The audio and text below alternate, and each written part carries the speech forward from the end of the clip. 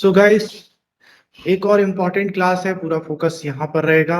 Okay guys, हम लोग start कर रहे हैं अपनी क्लास अगेन। आज मैं जो आपको एडजस्टमेंट सिखाने वाला हूँ वो एक ऐसा एडजस्टमेंट है जिसके बिना कैश फ्लो स्टेटमेंट का क्वेश्चन बनता ही नहीं है। इसलिए मैं इस एडजस्टमेंट को थोड़ा सा बाद में करवाता हूँ। वैसे तो मैंने सोचा था जो नेक्स्ट क्लास होगी उसमें मैं ये वाला एडजस्टमेंट सिखाऊंगा, बट मैंने सोचा ये इंपॉर्टेंट एडजस्टमेंट है तो जितनी इसकी मैक्सिमम प्रैक्टिस हो सके उतना बेटर। इसलिए मैं आपको पहले ही सिखा रहा हूं एज पर माय शेड्यूल। एक क्लास पहले ही सिखा रहा हूं, सो पूरा फोकस यहाँ पर आएगा। उससे पहले एक बार हम क्विकली रिवाइज कर लेते हैं हमने कौन कौन से एडजस्टमेंट कर लिए थे। हर्षिता, कोई बात नहीं, नहीं ऑन हो रहा तो परेशान मत हो, फोकस यहाँ पर रखिए बस। आई वांट कि सबको समझ में आ जाए, ठीक है? बाकी रिएक्शन देने के लिए दूसरे लोग बैठे हैं अपने यहाँ पर। सो फर्स्ट हमने क्या बोला था, इंटरेस्ट ऑन डिबेंचर। मैंने आपको बोला था ये फाइनेंसिंग एक्टिविटी का पार्ट होता है, इसलिए ऑपरेटिंग में प्लस करेंगे, फाइनेंसिंग में माइनस करेंगे। और कैलकुलेशन कैसे करेंगे, अगर कोई इंफॉर्मेशन नहीं दी है तो ओपनिंग बैलेंस के ऊपर, ओपनिंग डेट दी है तो क्लोजिंग बैलेंस के ऊपर, और क्लोजिंग डेट दी है तो ओपनिंग बैलेंस के ऊपर। ये कैलकुलेशन था। और करेंगे क्या, ऑपरेटिंग में प्लस, फाइनेंसिंग में माइनस। फिर हमने क्या करा था, जनरल रिजर्व्स का स्ट्रेट फॉरवर्ड था।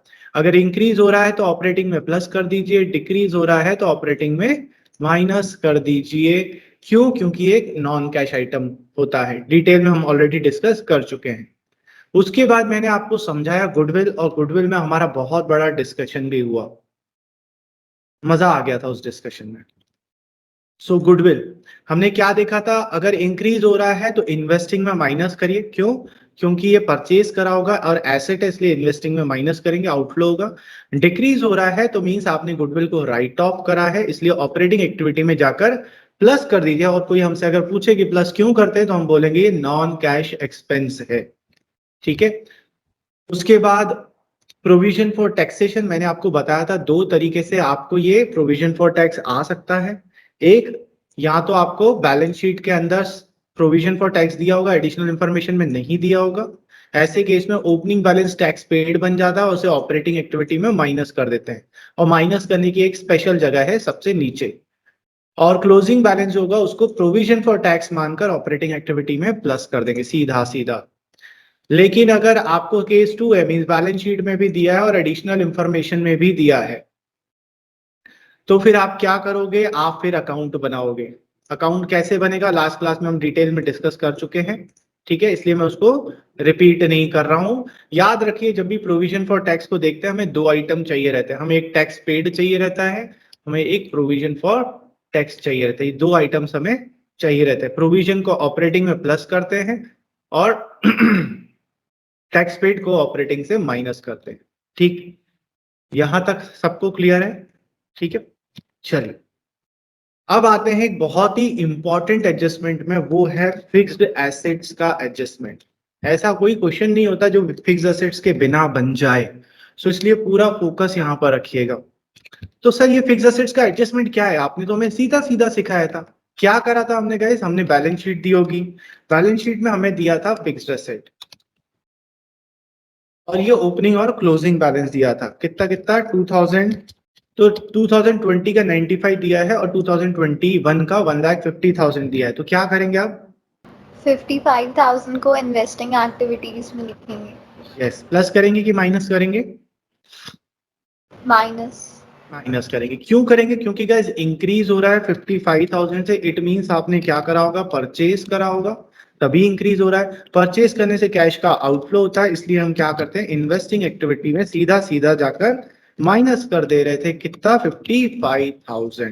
क्योंकि ये जो इंक्रीज हो रहा था, सिंस हमारे पास कोई एडिशनल इंफॉर्मेशन नहीं थी, इसलिए हम लोग क्या अज्यूम कर रहे थे कि जो भी इंक्रीज हो रहा है वो परचेज के कारण इंक्रीज हो रहा है। लेकिन अब सोचिए, आपको एक एडिशनल इंफॉर्मेशन भी दे दी, ठीक है? क्या एडिशनल इंफॉर्मेशन दे दी? बोल दिया डेप्रीसिएशन वाज चार्ज्ड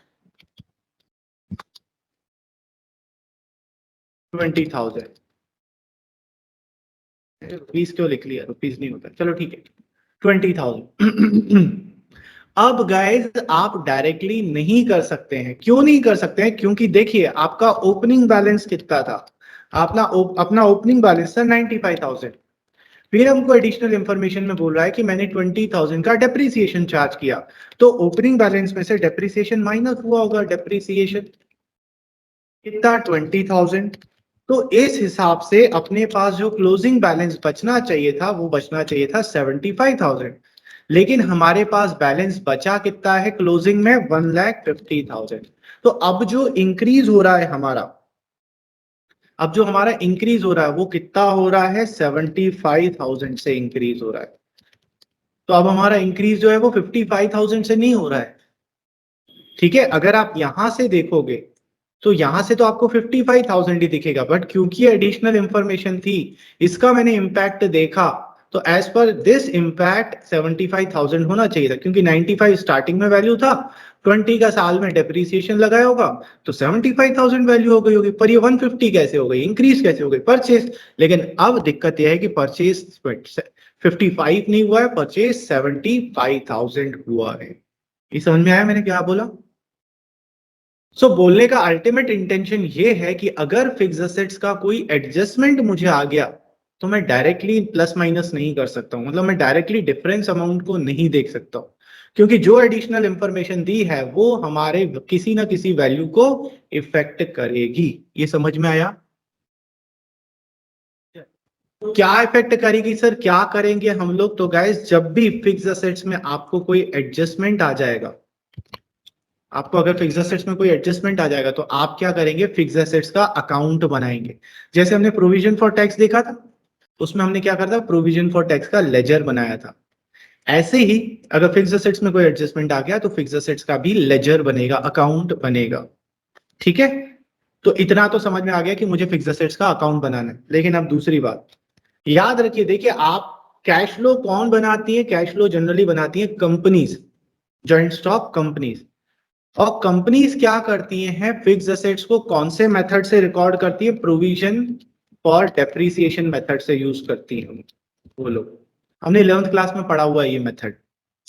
अब इसमें होता क्या है, इसमें होता यह है कि फिक्स एसेट अलग से रिकॉर्ड होता है और इसका provision, that is accumulated depreciation, अलग से रिकॉर्ड होता है। सर ये एक्यूमुलेटेड डेप्रिसिएशन क्या होता है? गाइस, ये accumulated depreciation provision for depreciation ही रहता है, प्रोविजन फॉर डेप्रिसिएशन एक ही बात है, पर हम उसको बोलते क्या है, अक्यूमुलेटेड डेप्रिसिएशन। सो गाइज, मैं आपको क्या बोलना चाह रहा हूं कि कंपनीज जब फिक्स एसेट्स को रिकॉर्ड करती हैं तो डेप्रिसिएशन वो डेप्रिसिएशन वो कभी भी फिक्स एसेट्स अकाउंट में नहीं रिकॉर्ड करती, उसके लिए वो एक अलग से अकाउंट ओपन करते हैं जिसको हम बोलते हैं एक्यूमुलेटेड डेप्रिसिएशन अकाउंट। ये समझ में आया? ठीक है, तो जब भी आपको फिक्स एसेट्स दिया होगा क्वेश्चन में, तो फिक्स एसेट्स और एक्यूमुलेटेड डेप्ट दोनों आइटम आपको दिए होंगे, तो आपको अकाउंट नहीं बनाना है, आपको डेप्रिसिएशन का, एक्यूमुलेटेड डेप्रिसिएशन का भी अकाउंट बनाना पड़ेगा। दोनों साथ में बनेंगे। कैसे बनेंगे, चलिए आइए। तो क्या करेंगे, फिक्स एसेट्स अकाउंट बनाते हैं। कौन सा अकाउंट बनेगा अपना, एक्यूमुलेटेड डेप्रिसिएशन अकाउंट। तो गाइज हम क्या करेंगे, हम लोग अकाउंट बनाएंगे। किसका अकाउंट बनाएंगे? हम लोग बनाएंगे दो अकाउंट बनाएंगे, एक फिक्स एसेट्स का अकाउंट बनाएंगे, एक एक्यूमुलेटेड डेब्ट का अकाउंट बनाएंगे। ठीक है, तो पहले तो मैं आपको क्वेश्चन दिखा देता हूं कि क्वेश्चन में ये इंफॉर्मेशन कैसे दी होती है। ठीक है, लेट्स सी। ओके गाइस, देखिए हमको एक क्वेश्चन दिया है, क्वेश्चन नंबर 55 बोल रहा है prepare from the following balance sheet cash flow. अब इसमें देखिए यहां पर ये दिया हुआ है फिक्स एसेट्स, ये टेंजिबल फिक्स एसेट दिया हुआ है, इसके आगे दिया हुआ है नोट नंबर 5, और नीचे आऊं नोट नंबर 5 में, नोट नंबर 5 में ये क्या दिया हुआ है, ये देखिए एक मशीन दिया हुआ है और साथ में एक्यूमुलेटेड डेप्ट भी दिया हुआ है। ये मशीन के बैलेंसेस हैं और ये एक्यूमुलेटेड डेप्ट के बैलेंसेस हैं। तो क्या करेगा, आपको दोनों बैलेंसेस दे देगा, मशीन भी देगा, एक्यूमुलेट, तो आपको अकाउंट भी दो बनाने पड़ेंगे। और नीचे देखिए यहाँ पर मशीन से रिलेटेड कोई एडजस्टमेंट भी है, क्या एडजस्टमेंट है वो बाद में देखेंगे। ये समझ में आया किस तरीके से आपको दिखाई देगा बैलेंस शीट में? तो आपको ये दोनों चीजें दिखाई देंगी, तो आप दोनों चीजों का अकाउंट बनाएंगे। वापस आ जाते हैं हम अपने इधर पे। अब बात आती है कि सर हम इसको सॉल्व कैसे करेंगे। तो गाइस, सबसे पहले तो क्योंकि बैलेंस शीट में ओपनिंग और क्लोजिंग बैलेंसेस दिए हैं, उनको पुट करेंगे। कैसे पुट करेंगे सर? गाइस, फिक्स एसेट्स क्या होता है? फिक्स एसेट्स अपना एसेट होता है, और हम सबको पता है कि asset always has a debit balance. इसलिए हम क्या करेंगे, सबसे पहले ओपनिंग बैलेंस को डेबिट साइड पर लिख लेंगे। ठीक है, वैसे तो यहाँ पर हम लोग क्या लिखते हैं, यहाँ पर हम लिखते हैं to balance B by D. इसमें कौन सा बैलेंस आता है, ओपनिंग। और डेबिट साइड पर ओपनिंग बैलेंस है तो क्लोजिंग बैलेंस कौन से साइड पर होगा, क्रेडिट साइड पर, बाय क्लोजिंग, जिसको हम क्या बोलते हैं, by balance C by D, closing balance. ठीक है, इसमें किसी को डाउट नहीं। अब आते हैं एक्यूमुलेटेड डेब्ट। गाइस एक्यूमुलेटेड डेब्ट जो होता है वो लायबिलिटी होता है बिजनेस की, एसेट का उल्टा। सर एक्यूमुलेटेड डेब्ट लायबिलिटी क्यों होता है, क्योंकि एक्यूमुलेटेड डेब्ट मतलब प्रोविजन फॉर डेब्ट, ऐसा डेप्रिसिएशन जो आपको चार्ज करना चाहिए था पर आपने किया नहीं है, आपने एक अलग अकाउंट में मेंटेन करके रखा है, तो इसलिए ये हमारी क्या होती है, लायबिलिटी। चार्ज करना चाहिए था पर किया नहीं है, so accumulated depreciation is a liability. और हम सबको पता है जैसे एसेट का डेबिट बैलेंस होता है, लायबिलिटीज का क्रेडिट बैलेंस होता है। तो जिस तरीके से एसेट का ओपनिंग बैलेंस डेबिट पे लिखा, इसका ओपनिंग बैलेंस क्रेडिट पे लिख लेंगे, by balance B by D. कौन सा बैलेंस, ओपनिंग बैलेंस। और ओपनिंग बैलेंस क्रेडिट साइड पर है तो क्लोजिंग बैलेंस डेबिट साइड पर होगा, to balance C by D, closing balance. ये समझ में आएगा, ये तो क्वेश्चन में दिया होगा, हमें सिर्फ ओपनिंग और क्लोजिंग बैलेंसेस को पुट करना है। यहां तक किसी को कोई डाउट? सर हाँ जी। सर हमें डेप्रिसिएशन का अमाउंट तो पता होता है ना, फिर हम उसका प्रोविजन क्यों बनाते हैं, मतलब एक्यूमुलेटेड। बेटे देखो 11th क्लास में भी हमने ये चीज पढ़ी थी कि एक मेथड ऑफ रिकॉर्डिंग होता है। अब तुम बोलोगे सर पर हमें अमाउंट तो पता होता है, पर क्या एग्जैक्ट अमाउंट पता होता है? सर वो परसेंटेज तो पता ही होता है ना, वो जिसके हम परसेंटेज लगा। कैसे निकलता है, एस्टिमेटेड यूजफुल लाइफ से। मतलब डेप्रिसिएशन जो है वो एक एस्टिमेटेड फिगर है, ठीक है, इसलिए वो एक्चुअल वैल्यू नहीं है, इसलिए हम उसका प्रोविजन क्रिएट करते हैं। सो डेप्रिसिएशन को रिकॉर्ड करने के दो मेथड होते हैं, या तो आप उसे डायरेक्टली एसेट अकाउंट से माइनस कर दीजिए, या तो फिर एक सेपरेट अकाउंट में मेंटेन करके रखिए, जो हमने 11th क्लास में भी पढ़ा था। ठीक है, तो ये समझ में आया कि ये प्रोविजन क्यों है।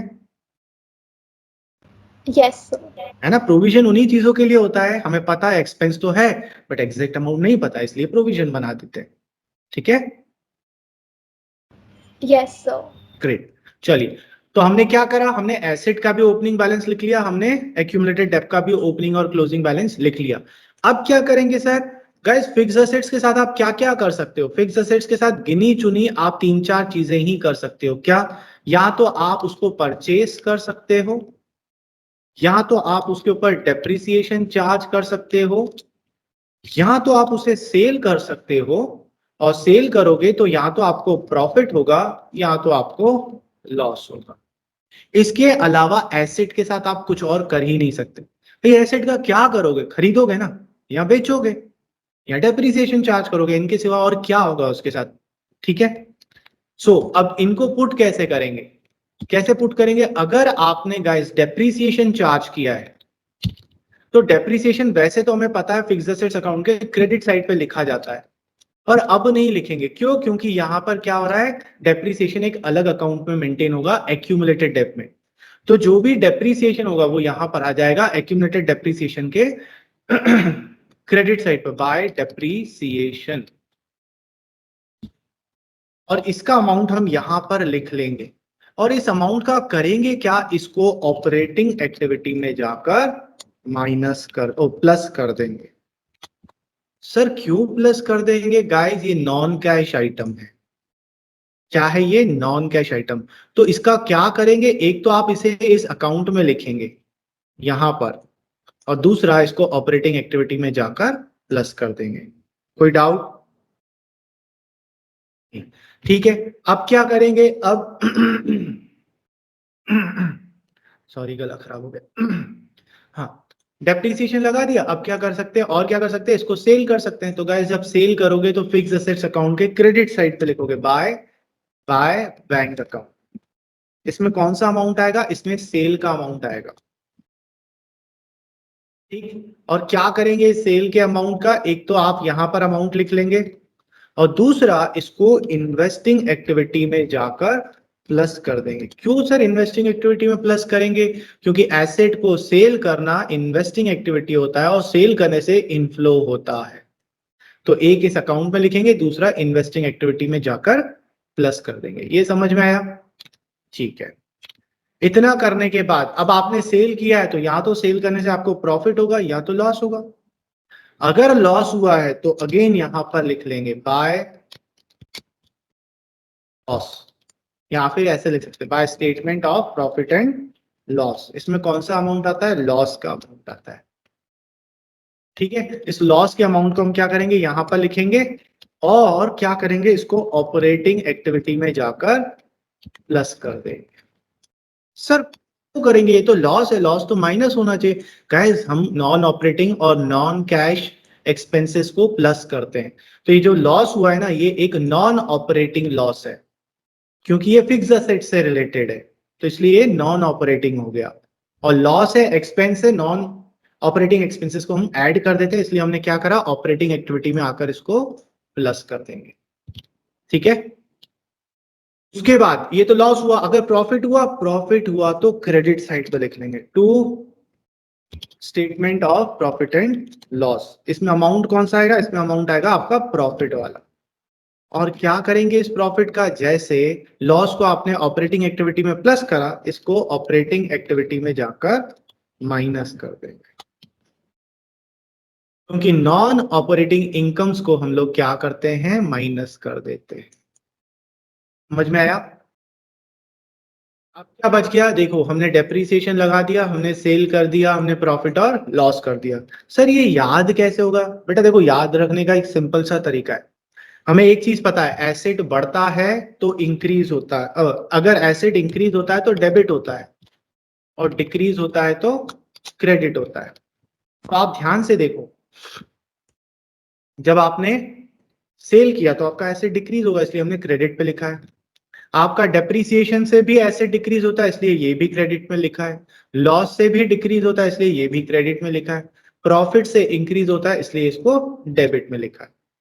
सो वैसे तो हम लोग इतने क्वेश्चंस करेंगे कि आपको ऑटोमेटिकली याद ही हो जाएगा कौन सा आइटम किस साइड आना है। ये तो अभी हम समझ रहे हैं, जब हम क्वेश्चंस करने पर आएंगे ना, एक दो क्वेश्चंस के बाद आपको ऑटोमेटिकली याद हो जाएगा। ये हमने क्या करा एक बार फिर से, हमने सबसे पहले ओपनिंग बैलेंस एसेट का डेबिट पे, क्लोजिंग बैलेंस क्रेडिट पर। एक्यूमुलेटेड डेब्ट का ओपनिंग बैलेंस क्रेडिट पर, क्लोजिंग बैलेंस डेबिट। उसके बाद सेल किया तो क्रेडिट साइड पे लिखा और इन्वेस्टिंग में प्लस कर दिया।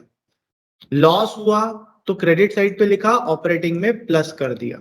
प्रॉफिट हुआ तो डेबिट साइड पे लिखा और ऑपरेटिंग में माइनस कर दिया। डेप्रिसिएशन लगाया तो क्रेडिट साइड पे लिखा और ऑपरेटिंग में प्लस कर दिया। अब गाइस क्या होता है, यहां पर एक आइटम आता है, उसको हम क्या बोलते हैं? To fixed assets account.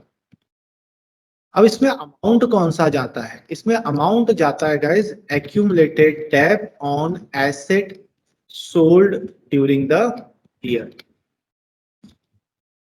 आपको याद है हम 11th क्लास में प्रोविजन फॉर डेब्ट का अकाउंट बनाते थे, और उस साल किसी एसेट को जब हम सेल करते थे किसी ईयर में, तो सिर्फ उसी एसेट का, जो एसेट सेल हो रहा है, सिर्फ उसी एसेट का डेप्रिसिएशन हम उठाकर फिक्स्ड एसेट्स अकाउंट में ट्रांसफर कर देते थे। वही चीज तो अभी आप क्या कर रहे हो गाइस, इसको थोड़ा सा मैं सिंपल टर्म से समझाता हूं। आपका डेप्रिसिएशन इस अकाउंट में रखा हुआ है एक्यूमुलेटेड डेब्ट पे। अब आप एक एसेट को सेल कर रहे हो, तो उस एसेट को आप हटा रहे हो, तो उसका डेप्रिसिएशन भी आपको हटाना पड़ेगा।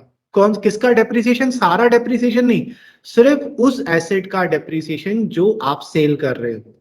ठीक है, तो हमने क्या करा यहां पे? क्या करा, जो एसेट हम सेल कर रहे थे उसका डेप्रिसिएशन हम कहां ट्रांसफर कर देंगे? यहां से एक्यूमुलेटेड डेप्रिसिएशन अकाउंट से ट्रांसफर कर देंगे इसको फिक्स्ड एसेट्स अकाउंट में, यहां पर बाय एक्यूमुलेटेड डेब्ट अकाउंट।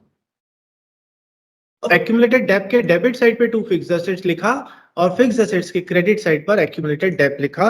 दोनों में सेम अमाउंट आएगा। यहां पर जो अमाउंट आएगा वो किसी भी एक्टिविटी में नहीं जाएगा, बस एक अकाउंट से दूसरे अकाउंट में ट्रांसफर हो जाएगा। ये चीज समझ में आएगा? ठीक है, ये क्वेश्चन में आपको दिया होगा। किसी को डाउट कोई? प्रैक्टिस करेंगे और ज्यादा समझ में आएगा। हाउ एवर कंसेप्चुअल थोड़ा सा भी किसी को डाउट हो रहा है क्या? नहीं, तो ये हमने कर दिया। अब सारी चीजें हम लिख चुके हैं। अब आप क्या करेंगे? इस अकाउंट को बैलेंस करेंगे, फिक्स्ड एसेट्स अकाउंट को। तो अब आपको यहाँ पर जनरली एक बैलेंसिंग फिगर मिलता है डेबिट साइड पर। वो क्या हो जाता है, वो हो जाता है टू बैंक अकाउंट। मतलब ये क्या है, ये आपका परचेस है। परचेस को आप क्या करेंगे, इन्वेस्टिंग एक्टिविटी में जाकर माइनस कर देंगे, क्योंकि जब हम एसेट परचेज करते हैं तो उससे आउटफ्लो होता है और वो एक इन्वेस्टिंग एक्टिविटी रहता है। ये समझ में आया गाइस? समझ में आया? देखिए मैंने क्या करा, सबसे पहले यहाँ ओपनिंग क्लोजिंग बैलेंसेस लिखे दोनों अकाउंट पे। अगर डेप्रिसिएशन लगा रहा हूं तो इधर लगाया बस, और ऑपरेटिंग में जाकर प्लस कर दिया। सेल कर रहा हूं तो एसेट अकाउंट के क्रेडिट साइड पे लिखूंगा, इन्वेस्टिंग में प्लस। लॉस हो रहा है तो क्रेडिट साइड में ऑपरेटिंग में प्लस। प्रॉफिट हो रहा है तो डेबिट साइड में और ऑपरेटिंग में माइनस। एक स्पेशल आइटम है कौन सा, जो एसेट आप सेल कर रहे हो सिर्फ उसका डेप्रिसिएशन आप एक्यूमुलेटेड डेब्ट के डेबिट से फिक्स एसेट्स के क्रेडिट साइड पर ट्रांसफर कर दोगे, बस किसी एक्टिविटी में नहीं आएगा। अब बाकी सारी चीजें प्लस माइनस करोगे तो यहां पर एक बैलेंसिंग फिगर आएगा जिसको हम क्या बोलेंगे, परचेस, और इसको जाकर हम इन्वेस्टिंग एक्टिविटी में माइनस कर देंगे। ठीक है, ये सबसे इंपॉर्टेंट एडजस्टमेंट है गाइस आपके कैश फ्लो का। फिक्स, ऐसा कोई क्वेश्चन नहीं आएगा जिसमें फिक्स एसेट्स का एडजस्टमेंट ना हो।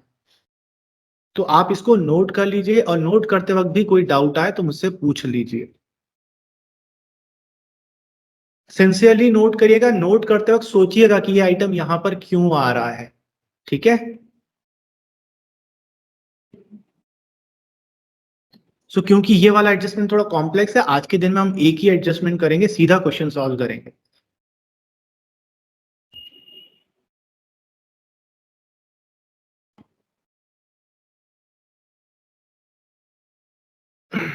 कल जब आप नोट कर रहे हैं ना तो दिमाग भी लगाइएगा कि ये आइटम यहाँ पर क्यों आ रहा है, और कोई भी डाउट होने की सर ये आइटम यहाँ पर क्यों आया तो पूछ लीजिएगा।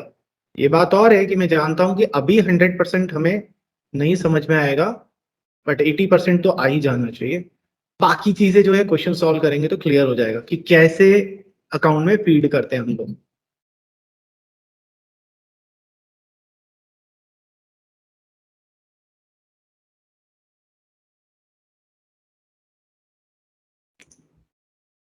देखिए गाइस, ये क्वेश्चन दिया है हमको, मैंने क्या कर दिया, इस क्वेश्चन को आपकी स्क्रीन के सामने देखिए।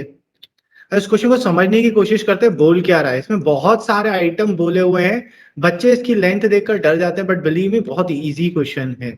बस इस क्वेश्चन में एक ही वही जो एडजस्टमेंट है हमारा फिक्स्ड एसेट्स वाला, वो हम सीखेंगे, हमारा पूरा रिवीजन हो जाएगा। क्या बोल रहा है, from the following balance sheet of SRS limited additional information दी हुई है, कैश फ्लो बनाइए। ठीक, क्या क्या इंफॉर्मेशन दी हुई है, शेयर कैपिटल दिया हुआ है, हमें बताइए क्या होता है शेयर कैपिटल। फाइनेंसिंग एक्टिविटी होती है, यहाँ पर लिखने की जरूरत नहीं है, बस मैं आपकी इंफॉर्मेशन के लिए लिख रहा हूँ। रिजर्व एंड सरप्लस में नोट नंबर 1 दिया हुआ है, यहाँ पर नोट नंबर 1 हमें दिया हुआ है। देखेंगे क्या है, लॉन्ग टर्म बोरोइंग्स है, लॉन्ग टर्म बोरोइंग्स में नोट नंबर 2 दिया हुआ है, यहाँ पर नोट नंबर 2 दिया है, और यहाँ पर देखिए 12% भी दिया है, तो इसका भी हमारा प्रैक्टिस हो जाएगा। ये काय का परसेंट है, ये इंटरेस्ट का परसेंटेज है।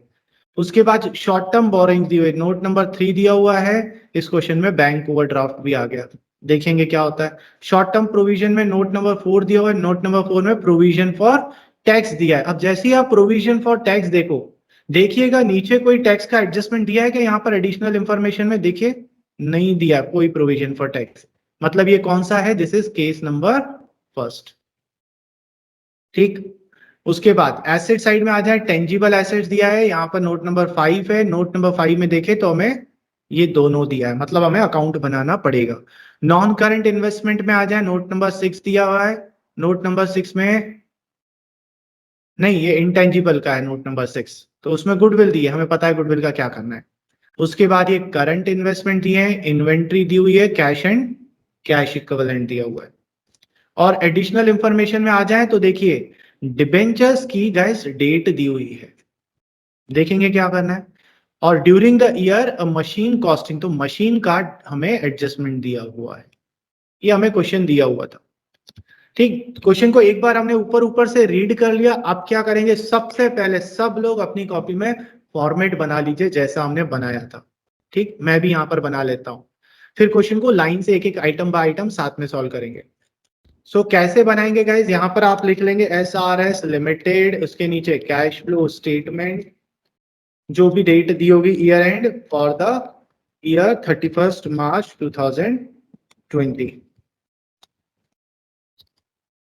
तो इसमें लिखेंगे क्या क्या, सबसे पहला cash flow from operating activity, इसके नीचे सबसे पहले नेट प्रॉफिट। इतनी तैयारी तो हमें करके रखनी है, current year minus previous year. ये लिखेंगे नहीं तो भी चलेगा, बट मेरी आदत है। इसमें क्या करेंगे, प्लस करेंगे ऑपरेटिंग नॉन कैश एक्सपेंसेस, फिर 6 लाइन छोड़ेंगे, 1 2 3 4 5 6, और यहां पर माइनस करेंगे non operating and non cash income, फिर 3 लाइन छोड़ेंगे, 1 2 एंड 3, और यहां पर अब लिखेंगे operating profit for working capital changes. इतना करने के बाद नीचे 6 लाइन छोड़ देंगे, 1 2 3 4 5 6, फिर second cash flow from investing activity, फिर इसके नीचे 5 लाइन छोड़ देंगे, और यहां पर लिख लेंगे third cash flow from financing activity. इतना फॉर्मेट एटलीस्ट हम बना लेंगे अपना पूरा। बना लिया सबने? चलिए आइए सॉल्व करते हैं। आइटम बाय आइटम जाएंगे, बिल्कुल पैनिक नहीं करना है, बहुत इजी होता है। ठीक, आइटम बाय आइटम जाइए बस। चलिए सबसे पहले क्या दिया हुआ है, share capital, financing activity, opening balance देखिए 2015 और 16, तो opening balance 350, closing balance 4,50,000, increase हो रहा है। फाइनेंसिंग एक्टिविटी में जाएंगे, लिखेंगे इशू ऑफ शेयर कैपिटल, क्या लिखेंगे, इंक्रीज हो रहा है तो प्लस में लिख लेंगे 1 लाख, 1 लाख से इंक्रीज हो रहा था।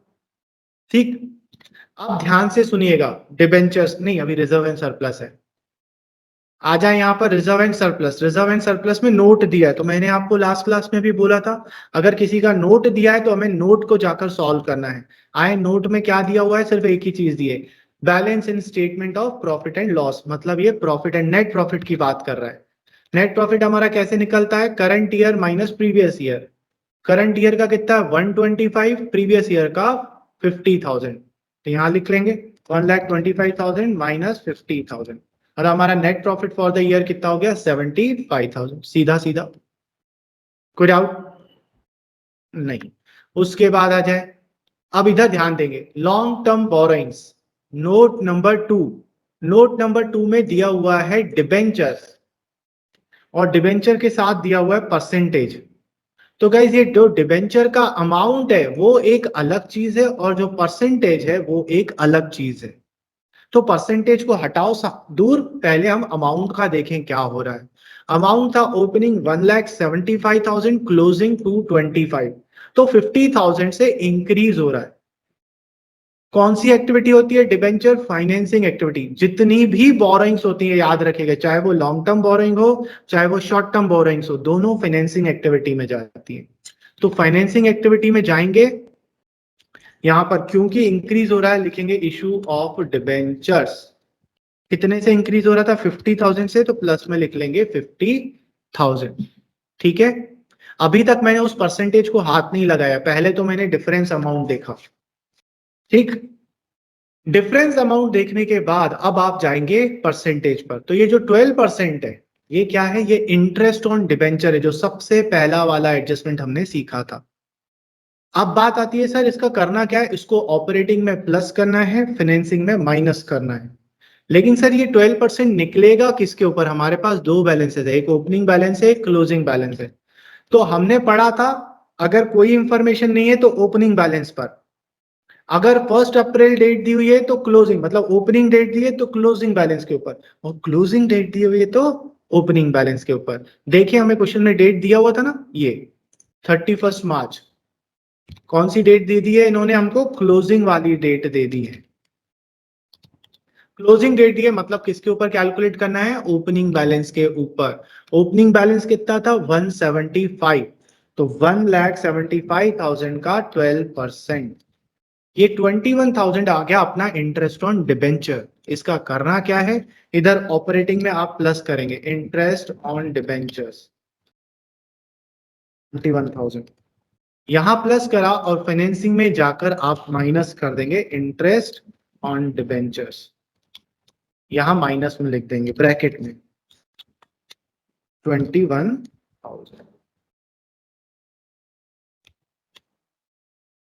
तो डाउट, तो ये फर्स्ट वाला एडजस्टमेंट जो हमने सीखा था उसका प्रैक्टिकल इम्प्लीकेशन भी हमने देख लिया। किसी को डाउट? बहुत बढ़िया। उसके बाद ये हो गया लॉन्ग टर्म बोरिंग। अब आ जाए नीचे करंट लायबिलिटी। अब देखो करंट लायबिलिटी माना हंसना रोना करना है, लेकिन कौन सा आइटम है ये भी देखना है। अगर किसी आइटम का हमने अलग से सीखा है तो वो अलग से जो एडजस्टमेंट सीखा है वही होगा, हंसना रोना नहीं होगा। तो short term borrowings note number 3। अब यहाँ क्या लिखा है गाइस, बोरोइंग्स। मैंने अभी अभी 2 मिनट पहले बोला था बोरोइंग्स कोई भी हो, चाहे शॉर्ट टर्म हो चाहे लॉन्ग टर्म हो, वो जाती फाइनेंसिंग एक्टिविटी में है। तो ये जो शॉर्ट टर्म बोरोइंग्स है ये भी फाइनेंसिंग एक्टिविटी में जाएगी, जस्ट लाइक डिबेंचर्स। देखें क्या हो रहा है बैंक ओवरड्राफ्ट के साथ। गाइस बैंक ओवरड्राफ्ट आपका इंक्रीज हो रहा है। बैंक ओवरड्राफ्ट भी एक तरीके का लोन रहता है, लोन इंक्रीज होता है तो पैसा आता है। कितने से 37,500 से इंक्रीज हो रहा है। तो आप क्या करेंगे, आप फाइनेंसिंग में जाएंगे, यहां पे क्या लिखेंगे, increase in bank over draft, और प्लस में लिखेंगे 37,500 जो डिफरेंस अमाउंट था। ये समझ में आया? ठीक है, ग्रेट। बैंक ओवरड्राफ्ट, तो शॉर्ट टर्म बोरोइंग सॉल्व हो गया। अब आ जाए शॉर्ट टर्म प्रोविजन पे। इसमें नोट नंबर 4 है। नोट नंबर 4 में क्या दिया है, प्रोविजन फॉर टैक्स। इसको हम पहले से ही जज कर चुके थे कि भैया कोई एडिशनल इंफॉर्मेशन नहीं दी है तो केस 1 होगा। केस 1 में क्या होता है, जो ओपनिंग बैलेंस होता है वो टैक्स पेड होता है और ऑपरेटिंग में माइनस होता है, और जो क्लोजिंग बैलेंस होता है वो प्रोविजन कहलाता है, वो ऑपरेटिंग में प्लस होता है। तो ओपनिंग बैलेंस कितना है, 62,500। इसको टैक्स पेड मानेंगे। यहां पर ऑपरेटिंग का सबसे लास्ट आइटम यहां पर लिखेंगे माइनस टैक्स पेड, और ब्रैकेट में लिखेंगे 62,500। क्लोजिंग बैलेंस है अपना, क्लोजिंग बैलेंस कितना है, 1 लाख। इसको प्रोविजन मानेंगे और इधर ऊपर प्लस करेंगे प्रोविजन फॉर टैक्स, प्लस कर देंगे 1 लाख। ये है गाइस, ये प्रोविजन फॉर टैक्स का भी हमारा प्रैक्टिकल इम्प्लीकेशन हो गया। फिर आए ये प्रोविजन फॉर टैक्स। तो लायबिलिटी साइड ध्यान से देख लीजिए, कोई आइटम तो नहीं छूटा, सब हो गया। Share capital, reserve and surplus, long term borrowing, short term borrowing, short term provision हो गया। हंसने रोने वाला कोई आइटम अपने को मिला ही नहीं, कोई बात नहीं। फिर आ जाए एसेट में। अब ये एडजस्टमेंट हमने, इसी एडजस्टमेंट के लिए इस क्वेश्चन को हमने किया था। टेंजिबल, टेंजिबल एसेट्स में अपने को देखो मशीन और एक्यूमुलेटेड डेब्ट दोनों दिया है और एडजस्टमेंट भी दिया है। जैसे ही आपको दिखे कि भैया कोई एडजस्टमेंट है और एक्यूमुलेटेड डेब्ट भी है, तो क्या करेंगे आप, सबसे पहले तो जाएंगे वर्किंग नोट में और आप ये दोनों अकाउंट बना लेंगे। तो मैं अकाउंट बना लेता हूं। तो क्या किया हमने, हमने दोनों का फॉर्मेट बना लिया। ये हमारा वर्किंग नोट कैश फ्लो के नीचे ही बनता है। तो सबसे पहले क्या करेंगे, इसके पहले कि हम कोई एडिशनल इंफॉर्मेशन देखें, सबसे पहले तो ओपनिंग और क्लोजिंग बैलेंसेस तो यहां पुट कर दीजिए। भैया देखिए फिक्स एसेट एसेट होता है, इसलिए इसका ओपनिंग बैलेंस डेबिट साइड पर, to balance V by T. इसमें कौन सा बैलेंस आता है, ओपनिंग। आपके नॉलेज के लिए मैं लिख लेता हूं। और इस साइड पर क्लोजिंग बैलेंस आ जाएगा by balance C by D, इसमें आ जाएगा क्लोजिंग।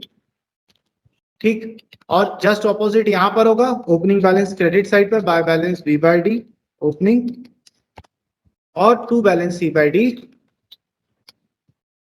क्लोजिंग। और क्या करेंगे, बैलेंस शीट में जाकर फिगर्स देख लेंगे, देखेंगे ओपनिंग और क्लोजिंग कितना है। फिक्स एसेट्स का पहले देखते हैं। मशीन का बैलेंस कितना है, 522,500 एंड 837,500। तो ओपनिंग बैलेंस था 522,500 और क्लोजिंग बैलेंस था 823,500। एक बार क्रॉस चेक कर लो, सही लिखा है, 837,500 है, 8,7,500। ये ओपनिंग क्लोजिंग लिख लिया, इसमें तो कोई दिक्कत ही नहीं है, सीधा सीधा। ऐसे एक्यूमुलेटेड डेब्ट के भी ओपनिंग क्लोजिंग बैलेंस देख लेते हैं। 70,000 एंड 1,05,000। तो 70,000 यहां पर और 1,05,000 क्लोजिंग के सामने। ये हो गया। अब आप इतना करने के बाद एडजस्टमेंट पढ़ेंगे, ध्यान से सुनिएगा। क्या बोल रहा है? During the year a piece of machinery costing 40,000 on which accumulated depreciation was 20,000 was sold at a loss of 5,000। बोल रहा है कि एक मशीन थी जिसकी कॉस्ट थी 40,000, जिसका एक्यूमुलेटेड डेप था। एक्यूमुलेटेड डेप मतलब आज तक हम उस पर 20,000 का डेप लगा चुके हैं। इसको हमने क्या करा है? सेल करा, तो लॉस हुआ 5,000 का। ठीक है। अब सबसे पहले जो इंफॉर्मेशन हमारे पास है उसका यूज कर लेते हैं। ये देखो, एक्यूमुलेटेड डेप दे दिया अपने को 20,000। तो ये एक्यूमुलेटेड डेप हम क्या करेंगे? इधर पे लिखेंगे एक्यूमुलेटेड डेप में डेबिट साइड पर टू मशीन अकाउंट के नाम से इतना 1000, और ये सेम अमाउंट ट्रांसफर हो जाएगा यहां पर बाय एक्यूमुलेटेड डेप अकाउंट के नाम से 20,000। इसमें कोई डाउट गाइस? नहीं। अब क्या किया है आपने? सेल किया। सेल करने से आपको क्या हुआ? लॉस। तो लॉस को हम क्या करेंगे? यहां पे लिखेंगे by statement of P and L. ये क्यों इधर लिखा है? ये लॉस हुआ है। कितने का लॉस हुआ? 5,000 का। और इस लॉस का क्या करेंगे? इस 5,000 को ऑपरेटिंग एक्टिविटी में जाकर प्लस कर देंगे यहां पर loss on sale of machine 5,000। किसी को डाउट है यहां पर मैंने क्या किया? ये नहीं। तो अब हमने ये सारी इंफॉर्मेशन यूज कर ली, पर हमें ये तो पता ही नहीं चला कि सेल प्राइस कितनी थी। तो सेल प्राइस निकालते हैं। चलिए, एक कॉस्ट था 40,000 का जिसपे एक्यूमुलेटेड डेब्ट 20,000 का था। मतलब 20,000 की उसकी क्या हो गई? Book value. मतलब उसकी एक्चुअल वैल्यू कितनी थी? 20,000। और 20,000 के आइटम को आपने 5,000 के लॉस पे सेल करा है। मतलब आपने कितने पे सेल करा होगा? 15,000 पर। तो हमारा सेल का अमाउंट कितना है? 15,000। तो मैं क्या करूंगा? फिक्स असेट्स अकाउंट के क्रेडिट साइड पे यहां लिख लूंगा बाय बैंक अकाउंट सेल का 15,000, और सेल करने से इनफ्लो होता है तो मैं इन्वेस्टिंग एक्टिविटी में जाऊंगा, यहां पर लिख लूंगा सेल ऑफ मशीन 15,000। ये समझ में आया क्या किया मैंने? मैं एक और बार रिपीट करूंगा, या चलिए एक और बार रिपीट कर ही देता हूं। मैंने क्या करा? मैंने देखा कि मुझे मेरे क्वेश्चन में मशीन और एक्यूमुलेटेड डेब्ट दोनों दिया है और एडजस्टमेंट भी दिया है। तो मैंने सबसे पहली फुर्सत में अकाउंट बना ली। अकाउंट बनाने के बाद सबसे पहला काम क्या करा? मैंने दोनों अकाउंट के ओपनिंग और क्लोजिंग बैलेंस लिख लिए। उसके बाद मैंने एडिशनल इंफॉर्मेशन पढ़ा, तो उसने बोला था कि एक मशीन जिसकी कॉस्ट मतलब हमने खरीदा था 40,000 पर, और उस पर मैंने आज तक 20,000 का डेप लगाया है। तो इस एक्यूमुलेटेड डेप को मैंने एक्यूमुलेटेड डेप के डेबिट से मशीन अकाउंट के क्रेडिट साइड में ट्रांसफर कर दिया। खत्म कहानी। और बोला इसको सेल करने से मुझे लॉस हुआ है 5,000 का, तो मैंने इस लॉस को यहाँ क्रेडिट साइड में लिखा और इसको ऑपरेटिंग एक्टिविटी में जाकर यहां पर प्लस कर दिया। ठीक। फिर लॉस हुआ था, अब मुझे सेल अमाउंट नहीं दिया था, तो मैंने सेल अमाउंट निकालने की कोशिश करी। मैंने बोला भैया देखो, एसेट की कॉस्ट 40 है, इस पे डेप्रिसिएशन लगाया है 20,000, मतलब आज इसकी वैल्यू कितनी है? 20,000। और ये बोला इस 20,000 को बेचकर मुझे लॉस हुआ है 5,000 का, मतलब अमाउंट आया कितना होगा सेल का? 15। तो इसको मैंने फिक्स एसेट्स के क्रेडिट साइड पे लिखा। सेल करने से इनफ्लो होता है, तो मैं गया इन्वेस्टिंग एक्टिविटी में, सेल ऑफ मशीन प्लस 15,000 लिख लिया। क्लियर है? क्लियर है? ये क्या क्वेश्चन जब आप खुद करेंगे ना अगला, तो फिर आपको और ज्यादा क्लियर हो जाएगा। डन। अब क्या हो गया? देखिए, एसेट का सारा इंफॉर्मेशन जो दिया था सब यूज हो गया। अब क्या करेंगे? अब इस अकाउंट को क्लोज करिए। क्लोज करने से पहले आप क्या करेंगे? पहले एक्यूमुलेटेड डेब्ट को क्लोज करेंगे हम लोग। पहले एक्यूमुलेटेड डेब्ट को क्लोज करेंगे। क्लोज करते रुकिए।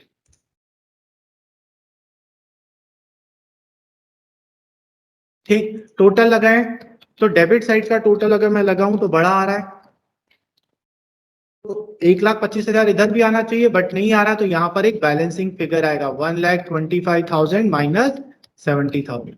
गाइस, ये जो 55,000 है ये क्या है बताइए? यस, ये क्या है? डेप्रिसिएशन। सर कैसे डेप्रिसिएशन? गाइस हमने देखिए एक्यूमुलेटेड अकाउंट का यहाँ पर सीखा था कि इसमें 4 आइटम आते हैं, opening balance, closing balance, transfer वाला अमाउंट, एक्यूमुलेटेड डेप्रिसिएशन और डेप्रिसिएशन। तो मुझे इन्होंने क्या करा, ओपनिंग दे दिया, क्लोजिंग दे दिया, ये भी दे दिया, तो बैलेंसिंग फिगर ऑब्वियसली क्या होगा? डेप्रिसिएशन। और डेप्रिसिएशन को हम यहां लिखेंगे और ऑपरेटिंग एक्टिविटी में जाकर प्लस कर देंगे, तो मेरा जो बैलेंसिंग फिगर आया 55,000, ये क्या कहलाएगा? Bye depreciation. और इस डेप्रिसिएशन को यहां जाकर प्लस कर दूंगा 5। समझ में आया गाइस? अगर आपसे कोई पूछे कि डेप्रिसिएशन को प्लस क्यों करते हैं ऑपरेटिंग एक्टिविटी में, तो आप क्या आंसर देंगे? Non cash. Very good, very good. पता है इतने बच्चों का मैं एक्सटर्नल मैंने भी लिया है और मैंने देखा भी है, वो पता है क्या बोलते हैं? सेम वही रीजन, सर पहले माइनस हुआ था ना इसलिए अभी प्लस करेंगे। वो तो पता है, लेकिन रीजन क्या है उसका? उसका रीजन यही है कि ये नॉन कैश एक्सपेंस है, इसीलिए। ठीक है, यही चीज है। तो जब भी आपसे कोई एक्सटर्नल या कभी कोई भी पूछे क्यों प्लस हो रहा है, तो आप ये मत कभी बोलिएगा पहले प्लस हुआ था तो अब माइनस। हमेशा रीजन बताइएगा, ये नॉन ऑपरेटिंग है या नॉन कैश है। मैंने हर आइटम के साथ आपको बताया है कि whether this item is non operating और नॉन कैश। ठीक है, बहुत अच्छा, मजा आ गया सुनकर। चलिए, तो ये क्या हो गया? एक्यूमुलेटेड डेब्ट क्लोज हो गया। आप क्लोज करेंगे फिक्स असेट्स को। ध्यान से देखें तो क्रेडिट साइड का टोटल बड़ा दिख रहा है, तो पहले क्रेडिट साइड का टोटल देखें। साइड 877,500 आ रहा है, इधर भी आना चाहिए पर नहीं आ रहा है, तो हम लोग टोटल करेंगे 877,500 माइनस, तो 3,55,000 आ रहा है। ये बैलेंसिंग फिगर आया ना, ये क्या होगा? टू बैंक अकाउंट, मतलब ये आपका क्या निकल गया? परचेस निकल गया, जो हमको क्वेश्चन में नहीं दिया था। और ये परचेस करा, जैसे सेल से इनफ्लो होता है परचेस से आउटफ्लो होता है। इन्वेस्टिंग एक्टिविटी में जाऊंगा, यहां लिखूंगा परचेस ऑफ मशीन और माइनस में लिख लूंगा 3,55,000। समझ में आया गाइस? समझ में आया? सो गाइस इस अकाउंट को अगर आपने पूरा कंप्लीट नहीं करा हो तो मैं 1 मिनट रुक जाता हूं, आप कंप्लीट कर लीजिए, और कोई डाउट हो तो पूछ लीजिए।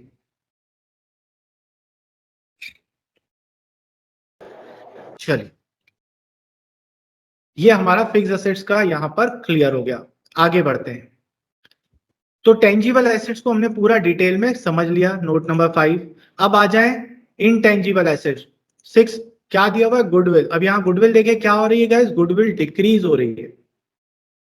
लास्ट क्लास में बड़ा खतरनाक सा डिस्कशन हमने किया है गुडविल के ऊपर। तो डिक्रीज हो रहा है मतलब राइट ऑफ हुआ है, राइट ऑफ हुआ है तो नॉन कैश आइटम है, आप क्या करेंगे? ऑपरेटिंग में प्लस कर देंगे, गुडविल रिटर्न ऑफ। कितना डिफरेंस अमाउंट देखिए कितना है? 25,000। उसके बाद क्या दिया हुआ है? इंटेंजिबल एसेट वापस बैलेंस शीट में आ गई, हो गया। अब non current investment, non current investment भी इन्वेस्टिंग एक्टिविटी में आते हैं। ठीक, इसका कोई एडजस्टमेंट नहीं है तो इसका अकाउंट बनाने की जरूरत नहीं है, डायरेक्ट कर सकते हैं हम इसको। ओपनिंग बैलेंस था 50,000, क्लोजिंग बैलेंस है 75,000, इंक्रीज हो रहा है, मतलब आपने परचेस करा होगा। तो आप आएंगे इन्वेस्टिंग एक्टिविटी में, लिखेंगे परचेस ऑफ इन्वेस्टमेंट्स और माइनस में लिख लेंगे 25,000 डिफरेंस अमाउंट जो था। ठीक है, चलिए, नॉन करंट इन्वेस्टमेंट हो गया। अब करंट इन्वेस्टमेंट का, जिसका क्या करेंगे करंट इन्वेस्टमेंट का? सर ये प्रॉफिट बिफोर वर्किंग चेंज के नीचे है, वर्किंग कैपिटल के नीचे है। नहीं, आप क्या बोल रहे थे? इसका हंसना रोना वाला हम करेंगे, है ना? बट देखो, पहली बात तो जो इन्वेस्टमेंट होते हैं वो इन्वेस्टिंग एक्टिविटी में जाने चाहिए, फर्स्ट थिंग। सेकेंड थिंग, जब मैं आपको समझा रहा था कैश एंड कैश इक्विवेलेंट, तो मैंने आपको क्या बताया था? Current investment, marketable securities and short term investment, ये तीनों को आप कैश एंड कैश इक्विवेलेंट की कैटेगरी में लेंगे। तो गाइस ये करंट इन्वेस्टमेंट है ना, ये जो करंट इन्वेस्टमेंट, इसको आप इसके साथ ऐड करेंगे, कैश इक्विवेलेंट के साथ। करंट इन्वेस्टमेंट वैसे तो इन्वेस्टिंग एक्टिविटी होता है, पर हम इसको कैश एंड कैश इक्विवेलेंट का ट्रीट करते हैं, cash and cash equivalent treat करते हैं अगर कोई इंफॉर्मेशन नहीं दी हुई है।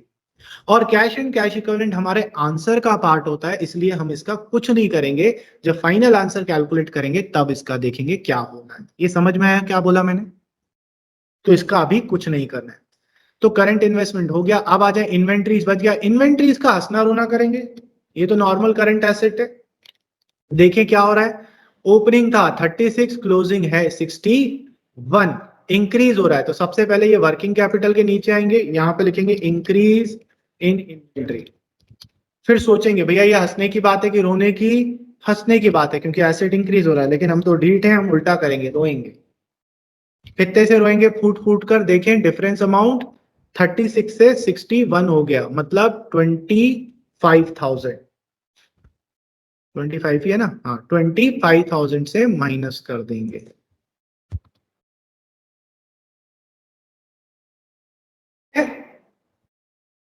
चलो अब देखिए आगे क्या दिया हुआ है। इन्वेंट्रीज के बाद ये कैश इक्विवेलेंट फाइनल आइटम पे पहुंच गए, इसके आगे कुछ दिया ही नहीं है। तो अब देखिए सब चीजें हो गई। हाँ देखो बैलेंस शीट में सब कर लिया। इधर आ जाइए, नोट्स में देख लीजिए। रिजर्व सरप्लस हो गया, long term borrowing, short term borrowing, provision, machine, intangible asset, inventory, सब कर लिया। एडिशनल इंफॉर्मेशन में आए, दोनों इंफॉर्मेशन का हमने यूज कर लिया। बोलोगे सर ये 50,000 का तो आपने यूज ही नहीं करा। गाइज वो जो डिफरेंस लिखा था ये वही वाला 50,000 है। तो सर इसका दोबारा कुछ नहीं होगा क्या? नहीं, एक बार हो गया ना बस। फिर ये सेकंड इंफॉर्मेशन भी आपने यूज कर ली, सब कुछ हो गया। आप क्या करेंगे? आएंगे एक एक का टोटल करेंगे। चलिए सबसे पहले financing, 1 lakh plus 50,000 minus 21,000 plus 37,500, तो ये 166,500 पॉजिटिव आ रहा है। इसका आंसर देखिए कितना आ रहा है, 15,000 प्लस का माइनस 355,000 माइनस 25,000, तो ये माइनस का 3,65,000 आ रहा है। ब्रैकेट में लिखेंगे। अब ऑपरेटिंग में जब आएंगे तो पहले ये वर्किंग कैपिटल का आंसर निकालेंगे। तो ऊपर जितने भी आइटम दिए हैं जो भी प्लस माइनस है सबको प्लस माइनस कर देंगे, देखेंगे कितना आ रहा है। 2,81,000 आ रहा है। फिर इस 2,81,000 में माइनस कर देंगे 25,000 और माइनस कर देंगे 62,500, तो 193,500 ऑपरेटिंग का फाइनल आंसर आ गया। तीनों का फाइनल आंसर आ गया।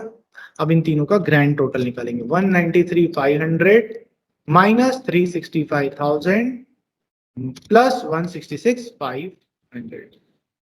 तो हमारा आंसर जो आ रहा है गाइस वो नेगेटिव आ रहा है, माइनस में आ रहा है 5,000। कोई बात नहीं, तो इधर हम क्या लिखेंगे, net cash outflow for the year 5,000। ठीक, अब क्या करेंगे, अब इसमें ऐड करेंगे। क्या ऐड करेंगे? Opening balance of cash and cash equivalent. अब गैस अब जब आप ओपनिंग बैलेंस को ऐड करोगे ना, आपको क्या याद रखना है कि आपने करंट इन्वेस्टमेंट भी है इस क्वेश्चन में, और करंट इन्वेस्टमेंट भी कैश एंड कैश इक्विवेलेंट का पार्ट होता है। तो कैश एंड कैश इक्विवेलेंट में ओपनिंग बैलेंस कैश का कितना है 26,500 और करंट इन्वेस्टमेंट का 35,000, इन दोनों को प्लस करना पड़ेगा आपको। तो आप कैसे करोगे, आप यहां लिखोगे 26,500 प्लस कितना था करंट इन्वेस्टमेंट्स का 35,000, 35,000। तो जब आप यहां प्लस करेंगे ना, तो आप कितना प्लस करेंगे, 26,500 प्लस 35, दैट इज 61,500 प्लस करेंगे। अब इस 61,500 में ऊपर माइनस 5,000 हो जाएगा, तो आपका आंसर आ रहा है 56,500। ये किसके बराबर होना चाहिए, closing balance of cash and cash equivalent. अब जैसे ओपनिंग बैलेंस में आपने करंट इन्वेस्टमेंट को भी ऐड करा था, वैसे ही आपको क्लोजिंग बैलेंस में भी करना पड़ेगा। तो देखिए कितना है, 36,500 एंड 20,000, देखिए इतना आ रहा है क्या, 36,500 प्लस 20,000। क्या इन दोनों को प्लस करके 56,500 आता है? यस, 36,500 प्लस 20,000 56,500 होता है। मींस हमने सब कुछ सही किया है, बिकॉज हमारा क्लोजिंग बैलेंस बराबर आ रहा है। समझ में आया? समझ में आया? सो गाइज देखिए, सबसे अच्छी बात क्या है, ये इधर ऑपरेटिंग में देखिए कितने सारे आइटम्स लिखे हैं हमने। अब बहुत सारे टीचर्स क्या करते हैं, या फिर अगर आप बुकिश मेथड से जाओगे ना तो आपको रटना पड़ता है कि कौन सा आइटम यहाँ आएगा। हमने रटा नहीं, हमने कॉन्सेप्ट समझा, किसका कहाँ पर एडजस्टमेंट होगा, हमें याद करने की जरूरत नहीं है, अब हमें समझ में आ गया कि कौन क्या कहाँ पर आएगा। सो इसको नोट कर लीजिए, देख लीजिए ऑपरेटिंग आइटम में कोई आइटम आपको छूट गया हो तो। किसी को कोई सा भी डाउट? सर हाँ, sir bank overdraft current liability होती है। करंट लायबिलिटी होती है, बट वो बोरोइंग्स का पार्ट है ना। तो हम जब फाइनेंसिंग एक्टिविटी की डेफिनेशन पढ़ रहे थे, तब हमने क्या पढ़ा था, चाहे जो बोरोइंग्स होगी, चाहे वो शॉर्ट टर्म हो चाहे वो लॉन्ग टर्म हो, उसको हम फाइनेंसिंग में ही लिखेंगे। है करंट लायबिलिटी, पर वो फाइनेंसिंग का पार्ट है क्योंकि उसका नेचर बोरोइंग है।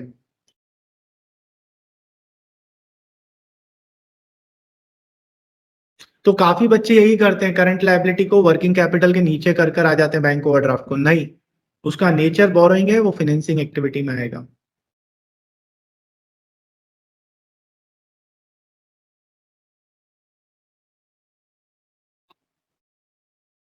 ये नीचे वाला भी नोट कर लीजिए, इन्वेस्टिंग और फाइनेंसिंग।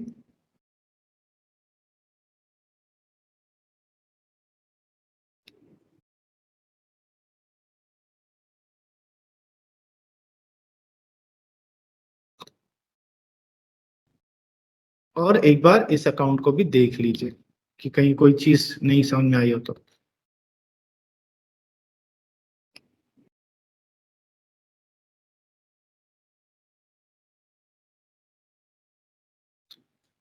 गाइस देखिए, ये वाला क्वेश्चन है ना, ये मैं आपको होमवर्क दे रहा हूं, और मेरी आपसे रिक्वेस्ट है, प्लीज आप इसे घर पर सॉल्व करेंगे। इसका स्क्रीनशॉट ले लीजिए।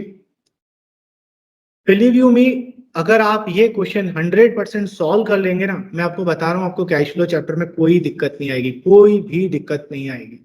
सो इसको प्रैक्टिस करिएगा। इससे क्या होगा, आपके पुराने कॉन्सेप्ट और अभी जो हमने आज सीखा, सारी चीजें आपकी क्लियर हो जाएंगी।